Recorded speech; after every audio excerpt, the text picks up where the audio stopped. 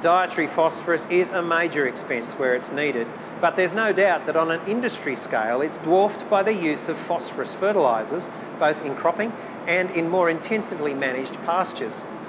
In the past year, the cost of that fertiliser has been nothing short of staggering, which highlights the need to make sure every kilo you apply gives you the impact you're paying for.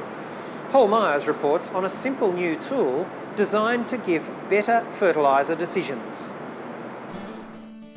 Victorian grazier Roger Strong has been converted. After years of driving up carrying capacity through pasture improvement and fertiliser application, he's now taking a more measured approach. I've decided after 15 years of heavy applications of phosphorus fertiliser particularly, that I've got to a point where I don't need to spend money on fertilising 30% of most of this property. What's helped him reach that conclusion is a free computer program, the Farm Nutrient Loss Index. Cameron Gooley, a senior research scientist with the Victorian Department of Primary Industries, has been helping Roger Strong and other farmers to apply the program effectively on their properties. Well, the index was developed for all the grazing industries, so that includes beef, sheep and the dairy industry, and it's a fairly broad spectrum tool that has applications across all states of Australia. It's a simple program into which producers enter specific paddock information, like slope and soil characteristics, fertiliser history and timing, stocking rate and basic pasture information.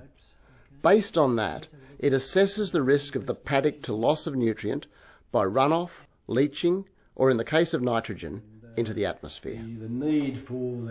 The problem of nutrient loss impacts more than profits, while knowing when and where to apply fertiliser has a major influence on productivity and profitability.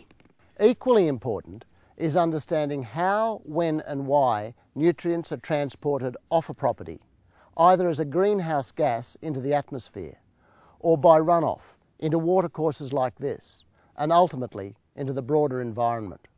It deals with targeted fertiliser applications from a production and an environment point of view. The idea being that it assesses the potential risk of nutrients leaving a particular paddock, which doesn't do any good for a production point of view and certainly doesn't do any good from an environmental point of view.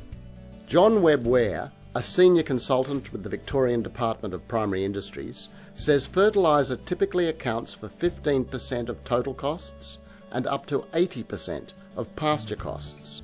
In the first instance, producers should be soil testing their land when they're making decisions of what fertiliser should be applied and how much should be applied. But he warns that there could be severe impact on profitability on many farms if fertiliser use is cut for too long. Whilst in the short term you're looking like you're saving money, but in the long term or medium term, that reduction in productivity would lead to a dramatic decline in the profitability and potential medium to longer term viability of that farm. If you were about to plan some fertiliser applications within the next little while, then it would be useful to pull out the index and use it as a means of improving the way in which you would make those fertiliser decisions. More targeted approach rather than perhaps a more blanket approach, which is fairly common out in the broader grazing industries. It's a simple program to use, and most farmers now have the ability to use a program like that. We spend a lot of money farming, so every dollar I spend, I have to have a return.